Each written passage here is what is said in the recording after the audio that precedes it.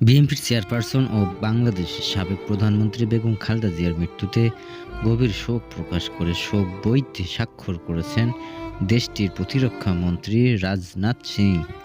সামাজিক যোগাযোগ মাধ্যমে এক পোস্টে কথা জানান তিনি। বেগম জিয়ার প্রতি শেষ শ্রদ্ধা জানাতে আজ বৃহস্পতিবার দুপুরে নয়াদিল্লিতে বাংলাদেশ হাইকমিশনার যান রাজনাথ সিং। দিল্লিতে বাংলাদেশের হাইকমিশনার রিয়াজ হামিদুল্লাহ তাকে স্বাগত জানান। এরপর সেখানে খালেদা জিয়ার জন্য রাখা শোক বইতে স্বাক্ষর করেন তিনি। শোকবার্তায় রাজনাথ সিং লেখেন, সাবেক প্রধানমন্ত্রী ও বাংলাদেশের জাতীয়তাবাদী দলের বিএনপি চেয়ারপারসন খালেদা জিয়ার মৃত্যুতে ভারতের সরকার এবং জনগণের পক্ষ থেকে আন্তরিক সমবেদনা জানায়।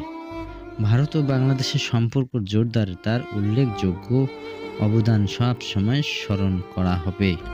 এরপর এক্স পোস্টে তিনি বলেন, নয়াদিল্লিতে বাংলাদেশের হাইকমিশনে গিয়েছিলাম।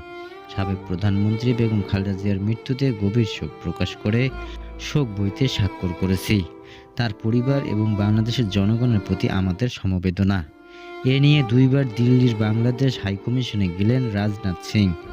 এর আগে 2021 সালে 22শে নভেম্বর বাংলাদেশের সশস্ত্র বাহিনী দিবস অনুষ্ঠানে প্রধান অতিথি হিসেবে দিল্লির মিশনে গিয়েছিলেন তিনি।